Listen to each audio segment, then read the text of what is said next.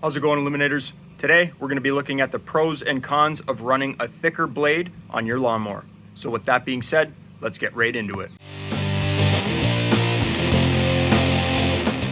So in the shop today, I am working on this Craftsman M215 self-propel mower here. And my customer said, Jake, you got to come and pick it up. I hit something and I cannot pull the engine over. It seems like the engine is seized.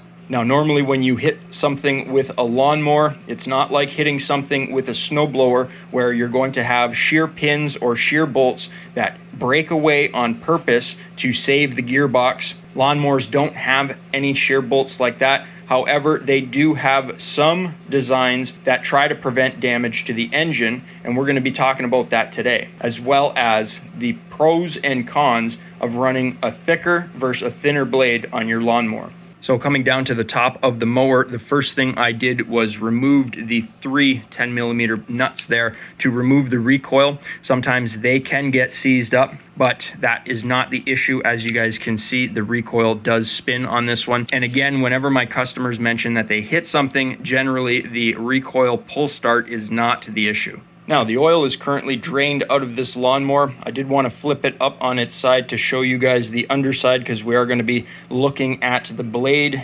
adapter, and the crankshaft of the engine.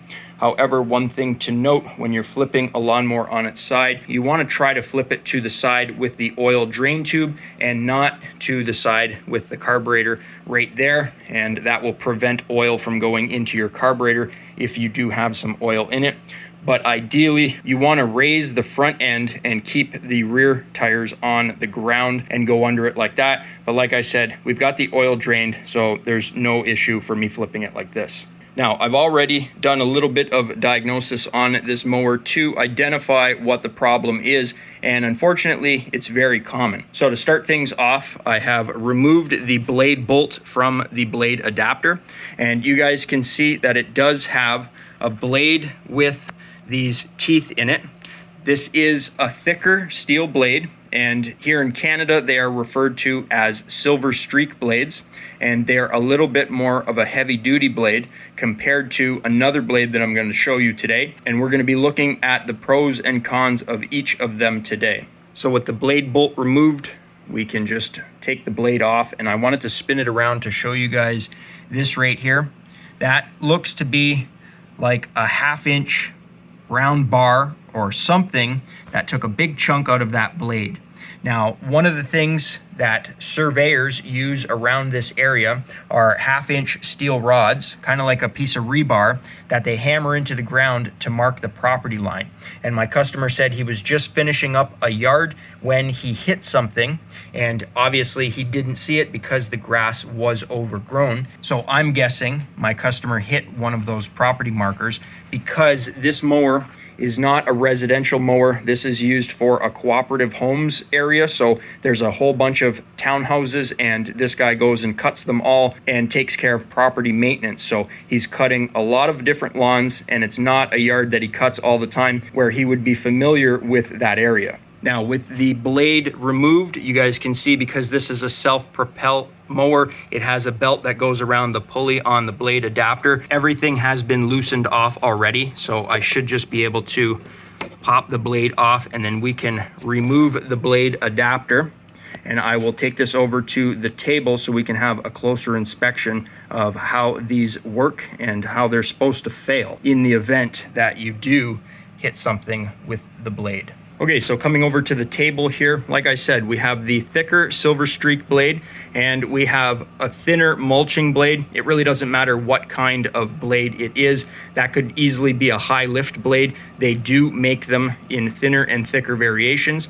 You guys can see, obviously that one's bent. We're gonna get to that. The first thing we're gonna look at is this blade adapter and how these are supposed to fail in the event that you do hit something with that blade like this mower here. First off, we're going to be talking about how the blade secures itself to the blade adapter, and you're going to notice that it does have this little bow tie star here, and then it has these two little nubs on the blade adapter, and they go into those holes, and basically that just centers up your blade and locks it into place. Now, one of the ways that these blade adapters fail in the event that you hit something is that these will shear off. And a lot of times, because this is just cheap aluminum and this is hardened steel, the bow tie center, or sometimes it'll be a 5-point star, 6-point star, whatever it may be, these here will completely shear away and allow your crankshaft to spin, and your blade will no longer spin. It will be affixed to whatever it is that you hit, preventing damage to the engine. Now, on this particular blade adapter, try to get a shot for you guys, you can see that those little nubs tried to shear, but they didn't shear completely. Now, on pretty much every lawnmower today, you are going to have what is known as a keyway that is ground into the crankshaft, and that is what aligns and prevents the crankshaft from spinning inside of the blade adapter. So coming back to the blade adapter here, if we flip this thing around, you guys are going to notice that there's this indentation into the blade adapter here. Now, these are mass produced. So in order to make these as cheaply as possible, what they do is they now stamp these keys into these blade adapters. So instead of having the keyway in the shaft and then having the blade adapter slide on with its own separate key inserted into it, they make this part all in one. Now, one of the other ways that these can fail, and like I said, this is just a stamped piece of steel, so it's nothing major. There's not a lot of material there. A lot of times what you're going to notice is when you do have a mower that comes in that hits something, you're going to see that you're going to have to replace that blade adapter because the key inside of there has sheared.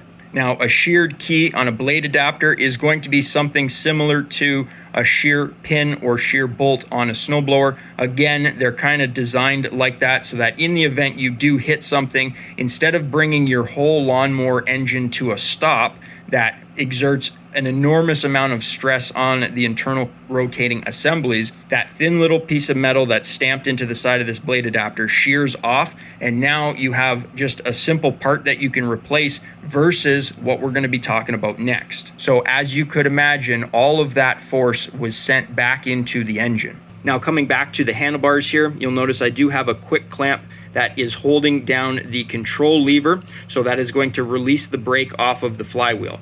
And because I have removed the recoil pull start, that will allow me to get access at the nut that holds the flywheel onto the crankshaft, and I can use a 3/4 socket on a ratchet here to turn over the engine slowly to show you guys what's happened to this engine. So coming down to the crankshaft, I'm going to try to hold the camera in a steady position as I rotate this engine around, but it is incredibly tight. Like, I can hardly rotate this, and I'm not sure if you guys are going to be able to get a good indication here, but hopefully you can see just how much that crankshaft is bent. So rotating this thing around, one way it's sticking over here, this way it is now coming off on an angle. So like I said, because the blade adapter didn't shear, what ended up happening was all that force was sent back to the engine, and unfortunately on this particular engine, the crankshaft has now been warped. Now, one of the signs of a warped crankshaft in this case was when I went to pick this machine up, I noticed that oil was all over the ground underneath this mower, and this thing's been sitting here and you guys can see a little bit of oil on my mat. That is generally a sign that the crankshaft is bent, because what happens is when that crankshaft bends, it's still spinning around in the engine and it will actually waller out the crankshaft main seal on the engine there. So that's what holds all the oil into your engine. And like I said, you go to pick up a mower after a customer said they've hit something. If you see a whole bunch of oil on the ground after it's been sitting, chances are warped crankshaft. So coming over to my Oregon blade balancer, I have a video on how to sharpen and balance blades. If you want to check out how I use this thing, you can click in the top right of your screen. But I wanted to show you guys exactly how much this blade bent, and we're then going to compare this much thicker blade to the much thinner blade that I showed you on the table earlier. So once again, we can see the area in which the blade hit there. Shout out to Mix Mowers there for sending me those keychains. So coming down to this little piece here, which helps me identify if a blade is bent. I have the tape there to help my camera focus, but you're gonna notice that the blade touches right there on the end that took the hit. You can hear the sound. And if we spin this blade around, you guys are gonna notice that the other end does not hit. So this blade is in fact bent. So coming back to the table, once again, thicker blade has a small chunk out of it, bent, but very little, transferred a lot of force back into the engine and thus warped the crankshaft. Much thinner blade, I don't even have to put this onto my blade balancer to show you guys how much that blade is out. Once again, this is a mulching blade, but you can get high lift blades like this Silver Streak in a thinner material, which will allow the blade to bend when you hit something, and it will be deflecting off of whatever it is that you hit. In this case, I can only guess that it was a property marker that is essentially just like a 1/2-inch piece of steel rebar. So thinner blade deflects, doesn't transfer a lot of that force to the engine's crankshaft, which is going to probably prevent you from having to replace an engine. Now, let's say that you did hit something and the crankshaft does warp. You notice a very slight vibration when cutting. Let's say that you pull the recoil pull start rope and the engine turns over freely. But when you're cutting, you notice that there's a slight vibration. There are tools that you can purchase that are called crankshaft straighteners, and it does exactly that. They will bend the crankshaft back to as straight as possible to limit that vibration. And if you did notice a little bit of oil leaking from your oil main seal, then you can go ahead and pick that out and probably replace it on the mower without even removing the engine if you had a long enough piece that you could use to set that oil main seal into place. On this particular engine, you guys can see the crankshaft is bent, and unfortunately it is bent to the point where I'm not even going to waste time trying to straighten it, because I can hardly turn this engine over, which means that that warp goes farther into the crankshaft, probably close to the center of that crankshaft to where the connecting rod connects to the crankshaft main journal. And thus there's so much tightness in there because that crankshaft is bent that the engine is having such a hard time to turn over. So this engine is essentially toast. And I can show you guys the model number there. You can see DOM is date of manufacturing, 12/2020. So that is December of 2020, meaning this mower is only 2 years old. Unfortunate, but this is the risks you take when running a thicker blade.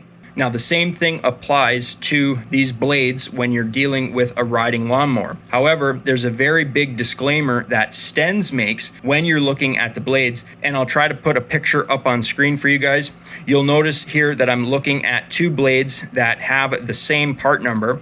However, one blade is going to be the Silver Streak variant, and the other blade is just going to be a standard blade. What I've highlighted in red is the measurement of the thickness of the blade, and also the disclaimer that Stenz makes notifying you that if you run the thicker Silver Streak blade, you should run what's known as a heavy-duty spindle. And that comes back to this right here. If you do hit something, whether it's on a push mower, a self-propel mower, or a riding lawnmower, with the thicker blade, they do not bend and deform as much as the thinner blades, meaning you're sending a lot of that force back into either the crankshaft, like this mower, or the lawnmower's spindle. So if you're running one of those thicker Silver Streak blades on a riding lawnmower that has a standard spindle, what you can do is actually break off the mounts for that spindle, and the whole thing could break, and you're gonna need to replace it. So having said all that, you're gonna think, well, what's the point of running a thicker blade if I run the risk of warping a crankshaft on an engine that's on a mower that's not even 2 years old? Well, when you hit things that aren't very stationary, we're talking smaller objects on your lawn, such as smaller stones, yard debris such as sticks or fallen branches, the thicker Silver Streak blade will probably cut through it no problem. Whereas hitting a fallen tree branch with one of those thinner blades, it may end up bending, like that one there, and you're probably going to have to replace it, whereas like I said, the Silver Streak blade will just keep on cutting. However, like I said, with the thicker Silver Streak blade comes the risk of, if you hit something that doesn't move, you run the risk of warping the crankshaft, and obviously now you need a replacement engine, or you just have to go out and buy another mower. So keep that in mind, guys. You can run either or. Obviously, the thicker Silver Streak blades last a lot longer if you're not running into things all the time. And because they're a thicker steel, when you go to sharpen them, they're not going to wear down as much, so you'll get a longer life out of them compared to something like a thinner blade where you sharpen it and you're going to start wearing material away. That blade's not going to last as long. And further discussing those heavy duty spindles, I mean, a lot of times you're going to buy a riding mower and they're not going to have the heavy duty spindles, because chances are you're buying your riding lawnmower at one of these big box stores and it's just going to be a residential mower. So if you want to go out and purchase a set of heavier duty blades without upgrading your spindles to the heavy duty spindles, which you could imagine cost more, then you run that risk of cracking the standard cast aluminum spindles on your riding lawnmower. And as far as fixing this lawnmower goes, they're pretty much not worth it these days. It's not like the old days where you could grab any kind of old engine and just bolt it onto a machine. With these self-propelled units, you need an engine with the longer crankshaft because you have to incorporate the pulley on the blade adapter for the drive. And to go out and buy a new engine for one of these things is not going to be worth it. With the cost of the engine, as well as the pickup and delivery and the labor involved, you can go out and purchase a new one for a similar amount of money and you're going to get a warranty with it. However, warranty's not going to cover a bent blade after you hit something. So in the case of this mower, there's a lot of good parts on this thing. Like I said, the recoil pull start is still good.